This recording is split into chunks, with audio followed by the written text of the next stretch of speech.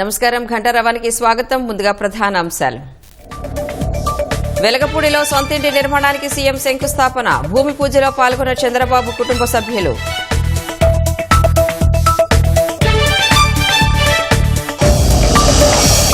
నెల్లూరు జిల్లాలో 5 ఏళ్లు సహజ వనరుల్ని దోచుకున్న వైసీపీ నేత. అక్రమాలు బహిర్గతంతో పరారీలో ఉన్నట్లు సమాచారం.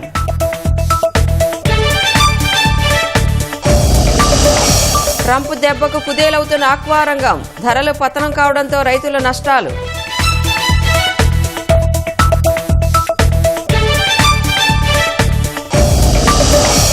అక్రమ వలసదారులపై ట్రంప్ యంత్రాంగం ఉక్కుపాదం. అమెరికాను వేడుకుంటే రోజుకు 86,000 రూపాయల జరిమానా.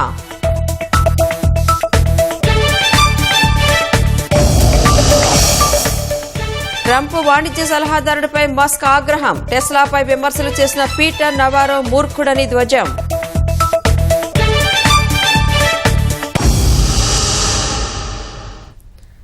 ప్రజా రాజధాని అమరావతిలో సొంతింటి నిర్మాణానికి సీఎం చంద్రబాబు శ్రీకారం చుట్టారు. కొత్త ఇంటి నిర్మాణానికి శంకుస్థాపన కార్యక్రమాన్ని లాంఛనంగా చేపట్టారు. భూమి పూజలో చంద్రబాబు, లోకేష్ సహా కుటుంబ సభ్యులంతా పాల్గొన్నారు. వెలగపూడి సచివాలయం వెనుక E9 రహదారి పక్కనే ఇంటి నిర్మాణం చేపట్టారు. రైతుల నుంచి చంద్రబాబు 5 ఎకరాల భూమిని కొనుగోలు చేశారు. G+1 మోడల్లో సొంతింటి నిర్మాణానికి శ్రీకారం చుట్టారు. ఏడాదిలోపే నిర్మాణం పూర్తి చేసి గృహప్రవేశం చేసేలా ప్రణాళికలు చేశారు.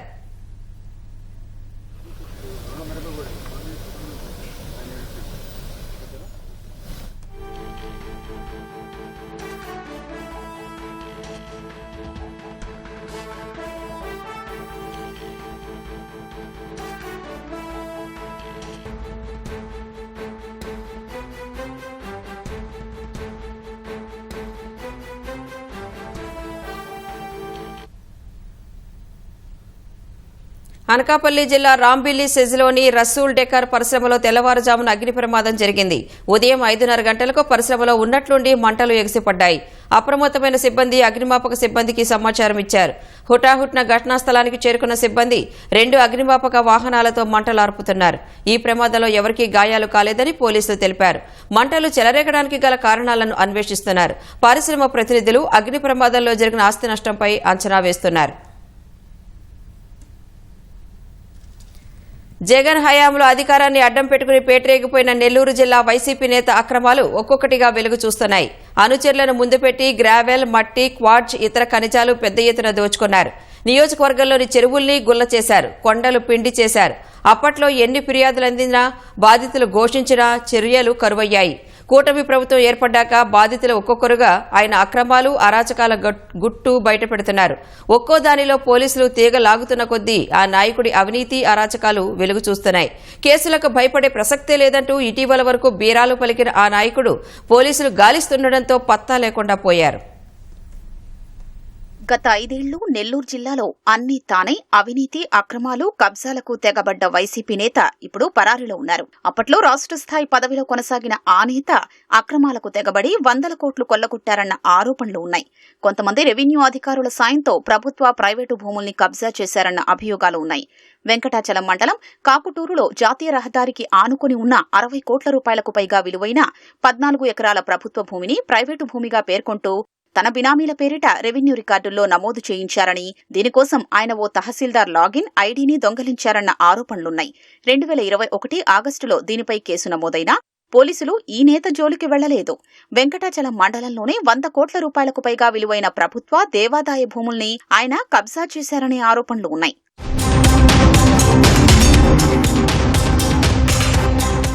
నెల్లూరు గ్రామీణ మండలంలోని ఓ ఊరిలో దళితుల భూముల్ని ఆయన ఆక్రమించుకున్నారు. అధికారులు సర్వే చేసి కబ్జా నిజమేనని తేల్చి తిరిగి దళితులకు ఆ భూములిప్పించారు. అదే గ్రామంలో విశ్రాంత ఉద్యోగుల ఇళ్ల స్థలాల్ని ఆ నాయకుడు కబ్జా చేశారు. దీనిపై యజమానులు కేసు పెట్టారు. పొదలకూరు మండలంలో వందలాది ఎకరాల ప్రభుత్వ భూమిని తన బినామీల పరం చేయించారని, తహసీల్దార్ను అడ్డుపెట్టుకుని అక్రమ వసూళ్లు, భూ కబ్జాలు చేశారనే అభియోగాలు ఉన్నాయి. దీంతో ఆ తహసీల్దార్ అప్పట్లో సస్పెండ్ అయ్యారు.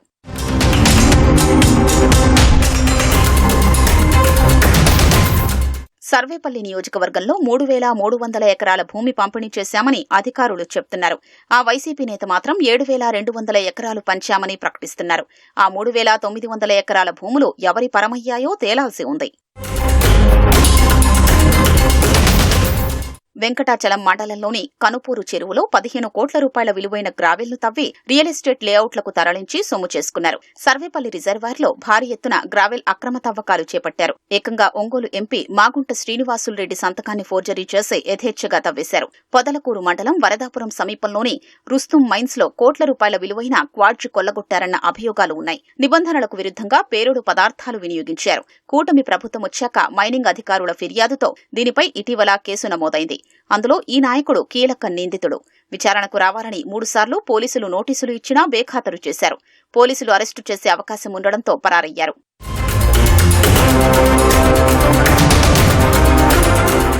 వైసీపీ హయాంలో సర్వేపల్లి నియోజకవర్గంలోని ప్రభుత్వ భూములు, చెరువులు, కొండల్ని కొల్లగొట్టి 100 కోట్లకు పైగా విలువైన గ్రావెల్, మట్టి దోచుకున్నారన్న అభియోగాలు ఉన్నాయి. ఈ నాయకుడి ప్రధాన అనుచరులే గ్రావెల్ దందా నడిపించారు. కృష్ణపట్నం పోర్టు సమీపంలో ముత్తుకూరు, వెంకటాచలం మండలాల సరిహద్దుల్లో రోడ్డుపై అనధికారికంగా టోల్ గేట్ పెట్టేశారు. కంటైనర్లతో వెళ్లే భారీ వాహనాల నుంచి అక్రమ వసూళ్లకు పాల్పడేవారు.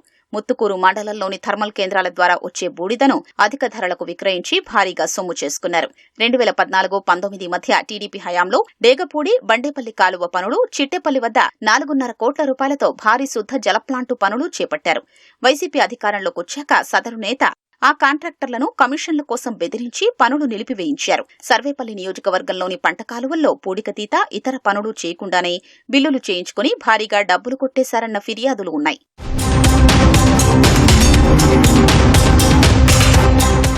ఈ నాయకుడు కరోనా సమయంలో విరాళాల పేరిట వసూలు చేసినవి, మద్యం అక్రమ విక్రయాల ద్వారా కూడగొట్టిన సొత్తుతో నెల్లూరులో ఓ భారీ భవనాన్ని నిర్మించారనే ఆరోపణలు ఉన్నాయి. విదేశాల నుంచి ఖరీదైన వస్తువుల్ని తెప్పించి అందులో పెట్టారు. అందుకే ఆ ప్రాంతవాసులంతా దాన్ని కరోనా భవనమని, రాయల్ ప్యాలెస్ అని పిలుస్తుంటారు.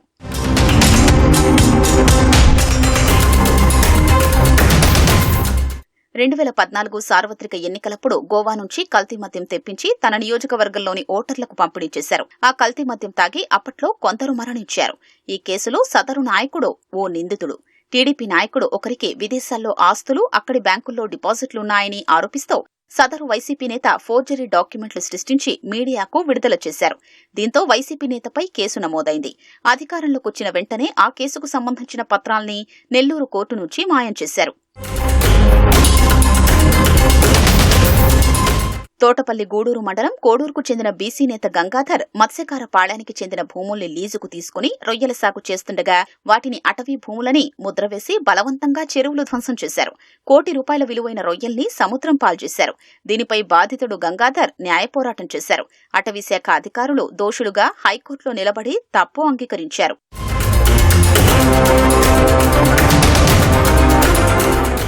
పొదలకూరు మండలంలో ఓ వైసీపీ నాయకుడు పనికి పిలిస్తే వెళ్లలేదని నెల్లూరు రూరల్ మండలం కందమూరుకు చెందిన దళితుడు ఉదయగిరి నారాయణపై దొంగతనం నిందలు వేసి పోలీస్ స్టేషన్లో చిత్రహింసలు పెట్టి చంపేశారు. అనంతరం అడవిలో ఉరేసుకున్నట్లు చిత్రీకరించారని, పోస్టుమార్టం చేసిన వైద్యాధికారుల్ని కూడా బెదిరించి ప్రలోభపెట్టి ఆత్మహత్య అని రాయించారనే ఆరోపణలు ఉన్నాయి. ఆనవాళ్లు దొరకకుండా పోలీసు బందోబస్తు మధ్య కుల సంప్రదాయాలకు విరుద్ధంగా మృతదేహాన్ని దహనం చేయించారు. ఇదంతా సదరు వైసీపీ నేత ఆధ్వర్యంలోనే జరిగింది.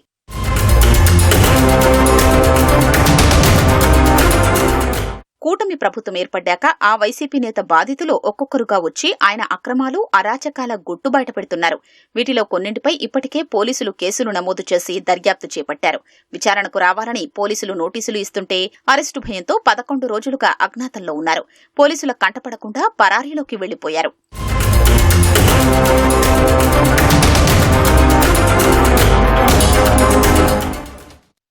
పోలీసుల బట్టలు ఊడదీస్తామంటూ జగన్ చేసిన వ్యాఖ్యలపై పోలీసులు మండిపడుతున్నారు.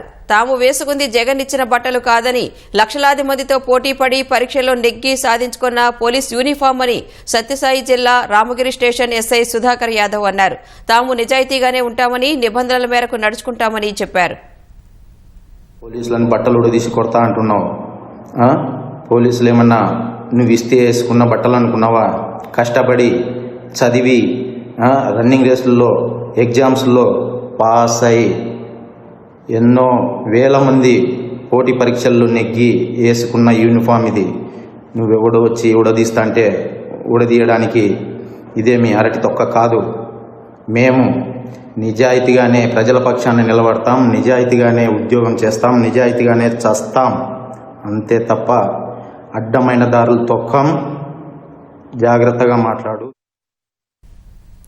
నాగార్జున సాగర్ డ్యాం భద్రత మొత్తం ఏపీ బలగాల చేతిలోకి వచ్చింది. తెలంగాణ రాష్ట్రం పరిధిలో ఉన్న సాగర్ డ్యాం 13 గేట్ల భద్రతను పర్యవేక్షిస్తున్న బలగాలు మంగళవారం సాయంత్రం విధుల నుంచి వైదొలిగాయి. తెలంగాణ బలగాలను వెనక్కి రావాలని ములుగు బెటాలియన్ నుంచి ఆదేశాలు రావడంతో రిలీవింగ్ ఆర్డర్స్ తీసుకుని తెలంగాణ బలగాలు నాగార్జున సాగర్ నుంచి వెళ్లిపోయాయి. ఆ తర్వాత డ్యాం భద్రతా పర్యవేక్షణను ఏపీ బలగాలు ఆధీనంలోకి తీసుకున్నాయి. 2023 నవంబర్ 30 అర్ధరాత్రి డ్యాం నిర్వహణకు సంబంధించి ఇరు రాష్ట్రాల మధ్య వివాదం తలెత్తగా ఏపీ వైపు ఉన్న 13 గేట్లను గత ఏడాదిన్నరగా విశాఖకు చెందిన 234వ బెటాలియన్ సీఆర్పీఎఫ్ బలగాలు గస్తీ కాస్తున్నాయి. తెలంగాణ వైపు ఉన్న 13 గేట్లను ములుగుకు చెందిన 39వ బెటాలియన్ సీఆర్పీఎఫ్ బలగాలు పర్యవేక్షిస్తున్నాయి. ఇప్పుడు తెలంగాణ వైపు ఉన్న బలగాలు విధుల నుంచి వెనుదిరిగి వెళ్లిపోవడంతో పూర్తి బాధ్యతను ఏపీ బలగాలే చూస్తున్నాయి. అమెరికా సుంకాలు, అంతర్జాతీయ మార్కెట్ పరిస్థితులతో ఆక్వా రైతులు నష్టపోతున్నారు. ధరలు పతనం కావడంతో ఇదే అదునుగా స్థానిక వ్యాపారులు ఆక్వా రైతులను దోచుకుంటున్నారు. అమెరికా బూచీ చూపించి ఇష్టానుసారం ధరలు తగ్గించేస్తున్నారు. ఇదే పరిస్థితి కొనసాగితే పూర్తిగా నష్టపోతామని ఆక్వా రైతులు ఆవేదన వ్యక్తం చేస్తున్నారు. ప్రభుత్వం జోక్యం చేసుకోవాలని ప్రకాశం జిల్లా రైతులు కోరుతున్నారు. ప్రకాశం జిల్లా తీర ప్రాంతంలో సముద్రపు ఆటుపోట్లతో కాలువల్లో ఉప్పునీటి లభ్యత పుష్కలంగా ఉంటుంది. దీంతో తీర ప్రాంతంలో పెద్ద ఎత్తున ఆక్వా సాగు చేస్తుంటారు. ఏటా 2 సీజన్లలో పంట దిగుబడి వస్తుంది. కొత్తపట్నం, ఒంగోలు, టంగుటూరు, సింగరాయకొండ మండలాల్లో అధికంగా రొయ్య సాగు చేస్తుంటారు. అయితే అమెరికా సుంకాల ప్రభావంతో ఆక్వా రైతు ఒక్కసారిగా కుదేలయ్యాడు. భారీగా ధరలు పతనమయ్యాయి. లక్షలాది రూపాయలు పెట్టుబడి పెట్టి తీరా పంట చేతికొచ్చే సమయంలో సుంకాలు పెంచటంతో కనీస మద్దతు ధర దక్కటం లేదని రైతులు వాపోతున్నారు. ఇక్కడ ఉత్పత్తి అయ్యే రొయ్యల్లో 90% విదేశాలకు ఎగుమతి అవుతుంది.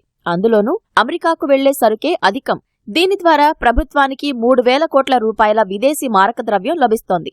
అమెరికా సుంకాల దెబ్బకు వారం రోజుల్లోనే దాదాపు 40 నుంచి 50 రూపాయల వరకు ధర తగ్గిందని రైతులు వాపోతున్నారు. ఒకసారిగా నెల కిందట ఉన్నటువంటి మార్కెట్ ని 270 రూపాయలు ఉన్నటువంటి 100 కౌంటుని క్రమేపీ 230 తీసుకొచ్చారు.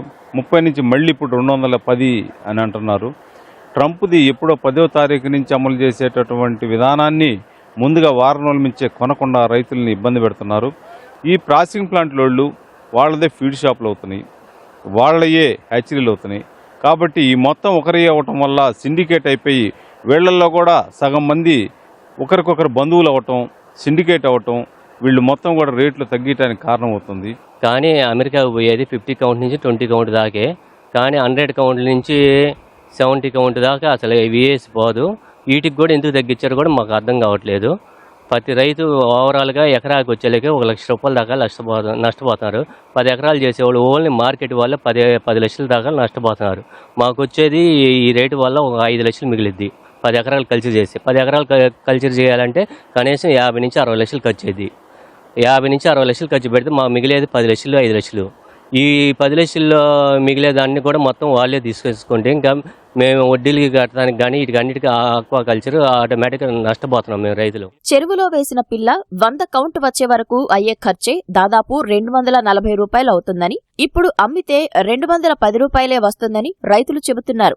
కనీసం పెట్టుబడులు కూడా రావడం లేదన్నారు. ట్రంప్ బాంబు పేల్చి మాకున్న 9%ని 29% మార్చడం వల్ల ఒక్కసారిగా ఈ యొక్క వ్యాపారస్తులు మొత్తం కూడా సిండికేట్ అయిపోయి వాళ్ళు ఒకేసారి 50 రూపాయలు తీసేయడం జరిగింది.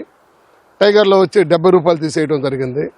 ఈ రకంగా రైతు పరిస్థితి అధ్వానంగా ఉంది. దానికి ప్రభుత్వం అనేది తగు చర్యలు తీసుకోవాలి. ఇప్పుడు మాకు వచ్చేసి ఖర్చులన్నీ పెరిగిపోయినాయండి. చెరువుల్లో లీజ్ ఖర్చు పెరిగింది, ఫీడ్ ఖర్చు పెరిగింది, సీడ్ ఖర్చు పెరిగింది.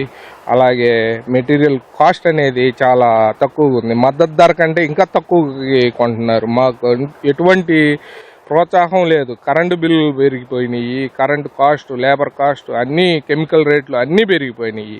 మేము ఇంత కష్టపడుతున్నా కూడా రోజుకు ఒక రేటు చొప్పున రోజుకి 5 రూపాయలు చొప్పున తగ్గిస్తున్నారు. ఒక రోజు 10 రూపాయలు పెంచితే నెల రోజులు 20 రూపాయలు తగ్గిస్తున్నారు. అలాగని మేము క్రాప్ హాలిడే ఇస్తామని క్రాప్ హాలిడేకి వెళ్తుంటే వద్దని చెప్పి క్రాప్ హాలిడే వద్దు, మీరు ఎకరాకు 1,00,000 వేయండి చాలు మేము కొంటామని చెప్పి మమ్మల్ని ప్రోత్సహించి చేపిస్తున్నారు. తీరా కొనబోయే టయానికి వచ్చేసరికి రేట్ బాగా తగ్గించి కొంటున్నారు. వేసేటప్పుడేమో రేట్ పెంచుతున్నారు, తీసేటప్పుడేమో రేట్ తగ్గిస్తున్నారు. ఖర్చులన్నీ పెరిగిపోయినాయి. ప్రభుత్వం జోక్యం చేసుకుని మద్దతు ధర కల్పించాలని ఆక్వా రైతులు కోరుతున్నారు. వ్యాపారుల సిండికేట్ను అరికట్టాలని విజ్ఞప్తి చేస్తున్నారు. తమిళనాడులోని వాల్పరైలో ఓ ఇంట్లోకి చిరుతపులి ప్రవేశించడం తీవ్ర కలకలం రేపింది. ఇంటి ప్రాంగణంలో ఓ బాలుడు ఆడుకుంటుండగా అక్కడకు చిరుత వచ్చింది. చిరుత రాకను ముందే పసిగట్టిన పెంపుడు కుక్క గట్టిగా మురుగుతూ అక్కడి వారిని హెచ్చరించింది. ఆ కుక్క చిరుతపులి వైపు చూస్తూ ఉండటాన్ని గమనించిన బాలుడు వెంటనే అక్కడి నుంచి భయంతో పరుగులు తీశాడు. కుక్క అరుపులకు చిరుత కూడా వెనక్కి తిరిగి పారిపోయింది. ఆ పెంపుడు కుక్క హెచ్చరించకపోయి ఉంటే పరిస్థితి ఏమై ఉండేదేమోనని ఆ బాలుడి తల్లిదండ్రులు శివకుమార్, సత్యలు తీవ్ర ఆందోళన వ్యక్తం చేశారు.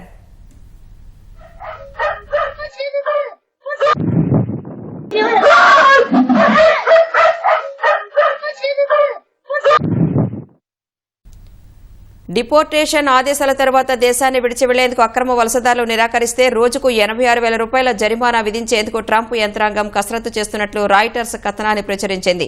జరిమానా చెల్లించకుంటే ఆస్తులను సీజ్ చేసే ప్రతిపాదనను కూడా పరిశీలిస్తోందని సదరు కథనం పేర్కొంది. సెల్ఫ్ డిపోర్టేషన్ కు సంబంధించి హోంల్యాండ్ సెక్యూరిటీ విభాగం గత నెల 31న కీలక సమాచారాన్ని వెల్లడించింది. తమ తనిఖీల్లో పట్టుబడితే క్రమబద్దీకరణకు ఎటువంటి అవకాశం ఉండదని, అప్పటి వరకు సంపాదించుకున్న డబ్బును కూడా నష్టపోవలసి వస్తుందని తెలిపింది. అమెరికాలో అక్రమ వలసదారులపై ఉక్కుపాదం మోపుతున్న ట్రంప్ యంత్రాంగం తాజాగా జరిమానాలు విధించేందుకు కసరత్తు చేస్తోంది. ఈ మేరకు రాయిటర్స్ కథనాన్ని ప్రచురించింది. బహిష్కరణకు ఆదేశాలు వచ్చిన తర్వాత అమెరికాను వీడకుంటే రోజుకు $998 జరిమానా విధించేందుకు ట్రంప్ యంత్రాంగం కసరత్తు చేస్తోందని తెలిపింది. జరిమానా చెల్లించకుంటే ఆస్తుల్ని సీజ్ చేసే ప్రతిపాదనను కూడా పరిశీలిస్తోందని సదరు కథనం పేర్కొంది. ట్రంప్ రెండోసారి అధ్యక్ష బాధ్యతలు చేపట్టిన తర్వాత అక్రమ వలసదారులపై మరింత దూకుడుగా వ్యవహరిస్తున్న హోంల్యాండ్ సెక్యూరిటీ విభాగం DHS సెల్ఫ్ డిపోర్టేషన్ యాప్ ద్వారా పేరు నమోదు చేసుకుని వెళ్లిపోవాలని సూచిస్తోంది. స్వీయ బహిష్కరణ సురక్షితమని, లేదంటే పర్యవసనాలు ఎదుర్కోవలసి ఉంటుందని హోంల్యాండ్ సెక్యూరిటీ అధికార ప్రతినిధి ట్రిసియా మెక్లాలిన్ పేర్కొన్నారు. తుది ఆదేశాలు అందుకున్న తర్వాత కూడా దేశం వీడిపోకుంటే భారీ జరిమానా తప్పదన్నారు. సెల్ఫ్ డిపోర్టేషన్ కు సంబంధించి DHS గత నెల 31న కీలక సమాచారాన్ని వెల్లడించింది. తమ తనిఖీల్లో పట్టుబడితే క్రమబద్దీకరణకు ఎటువంటి అవకాశమూ ఉండదని, అప్పటి వరకు సంపాదించుకున్న డబ్బును కూడా నష్టపోవలసి వస్తుందని తెలిపింది. భవిష్యత్తులో అమెరికాకు తిరిగొచ్చే అవకాశాన్ని కోల్పోతారని, జైలు శిక్ష కూడా ఎదుర్కోవలసి ఉంటుందని హెచ్చరించింది. డొనాల్డ్ ట్రంప్ గతంలో అధ్యక్షుడిగా ఉన్న సమయంలోనే ఈ జరిమానాలకు సంబంధించి 1996లో తీసుకొచ్చిన చట్టాన్ని తొలిసారి అమలు చేశారు. 9 మంది అక్రమ వలసదారులకు భారీ జరిమానా విధించినప్పటికీ అందులో కొందరిపై ఉపసంహరించుకున్నారు. ట్రంప్ తర్వాత అధికారం చేపట్టిన బైడెన్ జరిమానాలు విధించడాన్ని నిలిపివేశారు. అయితే ఈ చట్టాన్ని అమలు చేయడం ప్రభుత్వ ముఖ్య ఉద్దేశం కాదని, కేవలం భయాన్ని కలిగించడమేనని బైడెన్ హయాంలో పనిచేసిన ఇమ్మిగ్రేషన్ నిపుణులు చెబుతున్నారు. అమెరికా అధ్యక్షుడు డొనాల్డ్ ట్రంప్ వాణిజ్య సలహాదారుడు పీటర్ నవారోపై ప్రపంచ కుబేరుడు టెస్లా అధినేత ఎలాన్ మస్క్ తీవ్రస్థాయిలో ధ్వజమెత్తారు. పీటర్ మూర్ఖుడంటూ సామాజిక మాధ్యమం ఎక్స్లో ఘాటు వ్యాఖ్యలు చేశారు. ట్రంప్ ప్రకటించిన ప్రతీకార సుంకాలను వ్యతిరేకిస్తున్న మస్క్ ట్రంప్ వాణిజ్య సలహాదారుడిపై విమర్శలు చేశారు. ఇటీవల పీటర్ మస్క్ కార్ల కంపెనీపై తీవ్ర విమర్శలు చేశారు. అది కార్ల తయారీ కంపెనీ కాదని, కేవలం కూర్పు చేసేదంటూ ఆరోపించారు. చౌకగా లభించే విదేశీ విడిభాగాలే మస్క్కు కావాలని పీటర్ విమర్శించారు. ఆయన వ్యాఖ్యలపై స్పందించిన మస్క్ నవారో మూర్ఖుడంటూ మండిపడ్డారు. అమెరికాలో తయారయ్యే కార్లలో టెస్లాదే అగ్రభాగమని చెప్పారు.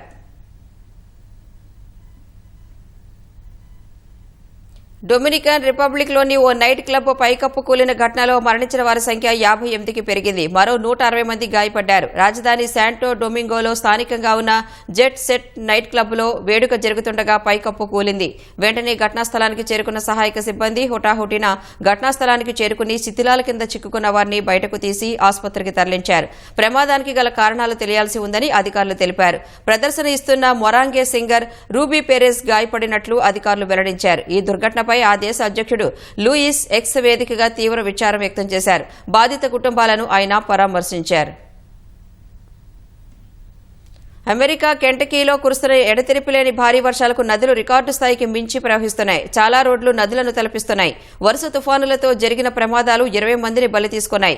ఒక్క టెన్నెస్సీలోని 10 మంది మృతి చెందారు. టెన్నెస్సీ, ఆర్కాన్సాస్, ఇండియానాలోని కొన్ని ప్రాంతాలతో సహా ఇతర రాష్ట్రాలలో వరద ప్రమాదం ఎక్కువగానే ఉంది. ఈ నేపథ్యంలో ఆర్కాన్సాస్లో ఓ వరద నీటిలో మునిగిన ఓ రహదారిపై బ్లేన్ వగ్గోనర్ అనే వ్యక్తి ఇలా వేక్ సర్ఫింగ్ చేశాడు.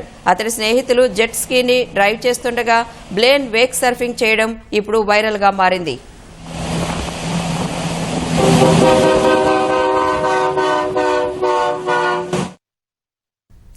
ప్రముఖ వేలం సంస్థ సోథిబే యుఏఈ రాజధాని అబుదాబిలో అరుదైన వజ్రాల ప్రదర్శన నిర్వహిస్తోంది. ఇందులో భాగంగా $100 బిలియన్ అంటే భారత కరెన్సీలో 861 కోట్ల రూపాయల విలువైన వజ్రాల సెట్ను ప్రదర్శించింది.